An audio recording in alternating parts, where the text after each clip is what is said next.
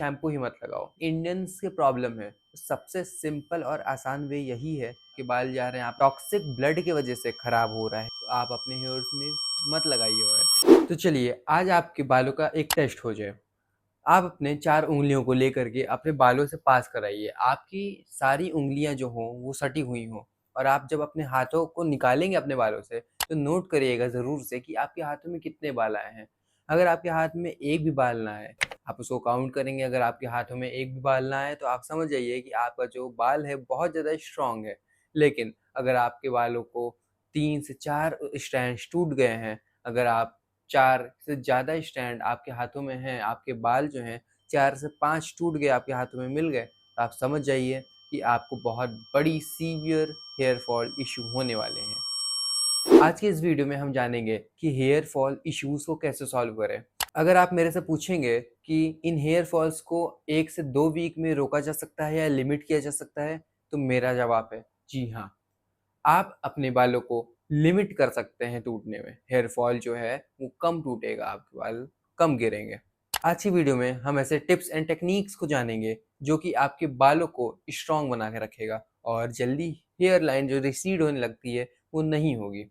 बहुत से लोगों का मानना ये है कि बालों में तेल लगा के मसाज करो, लेकिन बहुत सारे डर्मेटोलॉजिस्ट और हेयर स्पेशलिस्ट ये कहते हैं कि बालों में तेल लगा के मसाज करने से आपका हेयर फॉल बहुत ज़्यादा होगा और रूट जो है रूट से ही झड़ जाएंगे आपके बाल। कुछ लोग कहते हैं कि आप अपने बालों में शैम्पू ही मत लगाओ, और कुछ लोग कहते हैं कि शैम्पू आपको 2-2 दिन पे लगाना चाहिए। कुछ लोग तो ये भी कहते हैं कि डेली शैम्पू लगाना चाहिए। तो आज हम लोग इस वीडियो में सारी सच्चाई, सारे फैक्ट्स और सारे इंटरेस्टिंग इन्फॉर्मेशन को जानेंगे जो आपके बालों को स्ट्रॉन्ग तो बनाएगी ही, और आपको मज़ा भी आएगा। आप जानोगे कि क्या-क्या चीज़ें आपके जीवन में फेक बताई गई हैं। आपके पेरेंट्स, आपके फ्रेंड, आप जो यूट्यूब पे, सोशल मीडिया पे सारी चीज़ देखते हैं, कितनी चीज़ें सच हैं, कितनी चीज़ झूठ है, आज इस वीडियो में हम लोग खुलासा करेंगे। हेलो, मेरा नाम है शुभम। आज हम इस वीडियो में यही जानेंगे। मैंने इस वीडियो को बनाने से पहले बहुत सारे ट्राइकोलॉजिस्ट से बात की है। मैंने बहुत सारे रिसर्च किए हैं इस टॉपिक पे, तब मैं आज इस वीडियो को आपके सामने लेकर आया हूँ। ट्राइकोलॉजिस्ट वो होता है जो आपके हेयर की प्रॉब्लम्स को जानता है। जी हाँ, हेयर डॉक्टर। अब मैंने बहुत सारे पॉडकास्ट देखे, बहुत सारे वेबसाइट पे जाकर के इसके बारे में बहुत ज़्यादा रिसर्च की। आज मैं इस वीडियो में कुछ ऐसे टिप्स एंड टेक्निक्स भी लाया हूँ जो ट्राइकोलॉजिस्ट अपने हर एक पेशेंट को बताते हैं, जिससे उनका हेयर फॉल जो टूटने लगते हैं बाल बहुत ज़्यादा सीवियर हेयर फॉल होने लगता है, उससे बचाता है। जब मैं इसके बारे में रिसर्च कर रहा था तो मुझे ये पता चला कि पहले के टाइम पे लोगों का 30 ईयर के बाद ही हेयर फॉल होना स्टार्ट होता है और ग्रे हेयर होना स्टार्ट होता है। लेकिन आजकल 13, 14, 15 तक के एज के बच्चों के बाल टूटने लगे हैं और वाइट होने लगे हैं। इसका रीज़न बहुत सारे रीज़न्स हैं। एक ही रीज़न नहीं है, विटामिन की ही कमी नहीं है, इसमें बहुत सारे आपके मिस्टेक है जो कि आप सही करके अपने बालों को रिकवर कर सकते हो। इस वीडियो में आगे बढ़ने से पहले आप सबसे पहले आप अपनी एज को कमेंट बताइए, ताकि मुझे पता चले कि किस एज के बच्चों को सबसे ज़्यादा हेयर फॉल की प्रॉब्लम हो रही है। आप वहाँ पे जा कर के अपनी एज तो कमेंट करना ही करना, लेकिन वहाँ पे आप खुद जाके देखोगे कि किस-किस एज के छोटे-छोटे बच्चे भी उसमें मैसेज कर रहे हैं, अपनी एज को डाल रहे हैं। इतने छोटे-छोटे बच्चों के बाल भी टूट रहे हैं। चलिए अब वीडियो में आगे बढ़ते हैं। हम लोग अभी ये जानेंगे सबसे पहले साइंस क्या है जिसमें हम लोग का हेयर फॉल सबसे ज़्यादा होता है। हेयर फॉल होता क्यों है? किस-किस रीज़न्स की वजह से होता है? क्या टेक्नीक्स हैं वो तो हम लोग बाद में जानेंगे ही जानेंगे। मुझे उन ट्रैकोलॉजिस्ट से बात करके ये पता चला कि हमारा जो हेयर फॉल है वो 4 मेजर रीज़न्स की वजह से टूटता है। सबसे पहला रीज़न है ट्रेट। आप अपने मदर, फादर या ग्रैंडफ़ादर, ग्रैंडमदर की बालों को देखिए। उनके बाल जैसे हैं, इसका 20% चांस है कि आपके बाल भी वैसे ही रहेंगे। बाकी 80% आपकी लाइफ़स्टाइल पे है। आप कैसे रहते हो, क्या खाना खाते हो, किस जगह पे रहते हो, कैसा पानी पीते हो, ये सब पे डिपेंड करता है। डेनमार्क में एक रिसर्च हुई जहाँ पे ये पाया गया कि 20% लोगों में उनके पेरेंट्स के ट्रेट आए हैं। वो भी 100% ट्रेट नहीं उतारे गए हैं, उसमें थोड़ा-थोड़ा सिम्पटम्स है। मतलब अगर उनके पेरेंट्स का बाल आधा ही है तो उनके बच्चों का आधा से ज़्यादा है बाल। इसके बाद वाला रीज़न क्या है? आपके हार्मोन्स। आप कभी ये नोटिस करोगे कि किसी सीज़न में आपका बहुत ज़्यादा हेयर फॉल होने लगता है और किसी सीज़न में आपका हेयर फॉल कम होता है। जैसे मोस्टली लोगों का क्या होता है, बारिश के टाइम पे बहुत ज़्यादा आपके बाल टूटने लगते हैं। ये देखा गया है इंडियन इंडियन मेन और वुमेन में तो ज़रूर देखा गया है कि जो हमारे बाल हैं वो हर सीज़न के हिसाब से बहुत ज़्यादा झड़ना स्टार्ट हो जाता है। लोग ये कहते हैं कि मेरा बाल टूटने लगा है और कुछ दिनों बाद वो खुद कहते हैं कि मेरा बाल टूटना कम हो गया है। अब इसका रीज़न क्या है? आपके हार्मोन।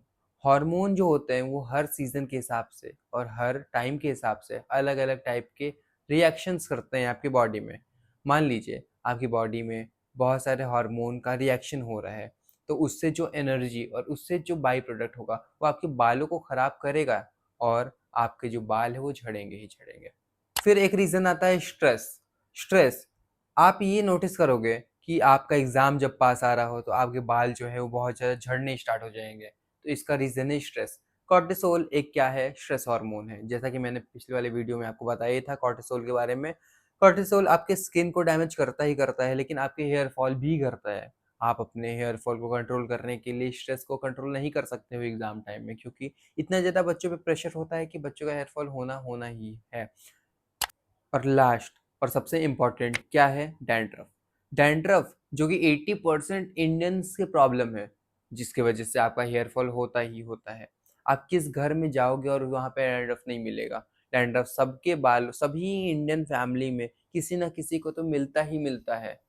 देखिए, बात करते हैं इसके सॉल्यूशन की। सबसे पहले आपको बात करते हैं डैंड्रफ कैसे क्लीन किया जाए। कुछ ऐसे प्रोडक्ट आते हैं जैसे केटो, शैम्पूज़ में मिक्स होता है ये।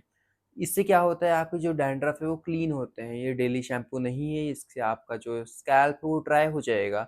लेकिन आप अपने बालों को 2-2 दिन पे इस शैम्पू से वॉश कर सकते हैं, जिससे वो जो बिल्डअप है, डैंड्रफ का बिल्डअप है वो ख़त्म हो जाएगा। धीरे-धीरे आपका जो डैंड्रफ है वो हटने लगेगा और आपका जो स्कैल्प है वो सही हो जाएगा। मैंने आपको ये जो 4 प्रॉब्लम्स बताए हैं बाल झड़ने के, उसके आज हम लोग सॉल्यूशन ढूँढेंगे। सिंपली इसका 5 स्टेप है जो कि आज मैं आपको बताने वाला हूँ। सबसे पहले स्टेप में आते हैं ब्लड क्लीनिंग। जब मैं ट्रैकोलॉजिस्ट से बात कर रहा था तो उन्होंने ये बताया कि आपका जो हेयर फॉल होता है वो ब्लड गंदा होने की वजह से होता है। जो आपके खून में टॉक्सिक मटेरियल्स होते हैं, सब्सटेंस होते हैं, वो आपके ब्लड के थ्रू आपके हेयर के जो टिश्यूज़ हैं, सेल है, उसको डैमेज करता है, जिससे आपका हेयर फॉल होता है। तो ब्लड क्लीनिंग करें कैसे? इसकी मेन बात करते हैं हम लोग। ब्लड क्लीनिंग वैसे तो सबको ज़रूरत नहीं होती है, इसको हम लोग ट्राई कर सकते हैं कि आपको ज़रूरत है कि नहीं। आप इसको ट्राई कैसे करेंगे? आप अपने बालों को, एक बाल को निकाल कर के एक ग्लास में पानी के साथ उसको रख देंगे। अगर आपका बाल जो है वो नीचे बैठ गया, मतलब आपका जो ब्लड है वो टॉक्सिक है। लेकिन अगर आपका जो बाल है वो पानी पे फ्लोट कर रहा है, तो वो क्या है? टॉक्सिक नहीं है। आपका जो ब्लड है वो टॉक्सिक नहीं है। हाँ, आप तो सोच रहे होंगे कि पोरोसिटी की बात होती है, हाई पोरोसिटी और लो पोरोसिटी। लेकिन टॉक्सिक अगर ब्लड आपका है तो उसमें क्या होता है, आपका ब्लड जो है, आपका जो हेयर है वो क्या हो जाएगा? सिंक हो जाएगा। लेकिन आपका अगर ब्लड सही है तो वो क्या होगा? फ्लोट करेगा। तो अब मेन मुद्दे पे आते हैं कि इसको क्लीन कैसे करें, हम अपने ब्लड को क्लीन कैसे करें? तो सबसे बड़ा और इफ़ेक्टिव क्या तरीका है? आप फास्टिंग करो 12 घंटे की। आप सोचो कि 12 घंटे की फास्टिंग होगी कैसे? 12 घंटे की फास्टिंग आपको करनी है, तो सबसे सिंपल और आसान वे यही है कि आप रात में जल्दी खा के सो जाओ। और जल्दी खा के जब सोओगे, जल्दी खाओगे, थोड़ा-सा टहलोगे, फिर जब सोओगे तो आपका जो रात का जो कुछ घंटे बीत जाएँगे ऐसे ही, और जब आप सुबह उठोगे तो ऑटोमेटिकली आपका 12 घंटा वैसे ही हो जाएगा। 12 घंटे बिताना बहुत ज़्यादा मुश्किल नहीं है, आप आसानी से इसको बिता सकते हो, लेकिन आपको उसके लिए शाम में ही 7-8 बजे के आस-पास आपको खाना खा लेना होगा। 12 बजे तक 4 घंटे हो गए और सुबह आप जितने बजे उठते होगे, मान लो आप 8 बजे उठ जाओगे, 7 बजे उठ जाओगे, 1 घंटे आप फ्रेश होगे, उसमें आपका 12 घंटा हो जाएगा। सिर्फ 7 दिन तक ट्राई करो, अगर आपका बाल टॉक्सिक ब्लड की वजह से खराब हो रहा है, हेयर फॉल हो रहा है, तो ये पक्का सही होगा। सेकंड क्या है? मसाज करना। आप अपने बालों को मसाज कैसे करेंगे? मसाज क्या है? आपके बालों में जो ब्लड का सर्कुलेशन है वो बहुत ज़्यादा इंक्रीज़ कर लेगा। आप अपने बालों को थोड़े से ऑयल से मसाज करिए, थोड़ा-सा ऑयल, बहुत ज़्यादा एक्सेसिव ऑयल मत लगाइएगा अपने बालों में, नहीं तो आपके हेयर फॉल बहुत ज़्यादा बढ़ जाएँगे। आपके अगर बालों में अगर डैंड्रफ है तो और ज़्यादा वॉर्स हो जाएगा ये। लेकिन अगर आप सही से अपने बालों पे कम ऑयल में धीरे-धीरे मसाज करते हैं, आप ऐसा नहीं कि एकदम रगड़ करके अपने बालों को ही निकाल लें, अपने खाल ही निकाल लें। आपको क्या करना है, धीरे-धीरे अपने बालों को मसाज करना है, और मसाज में भी आपको अपने स्कैल्प में करना है। मतलब अगर आप अपने बालों को ही रगड़ेंगे तो आपका बाल और ज़्यादा डिग्रेड होगा।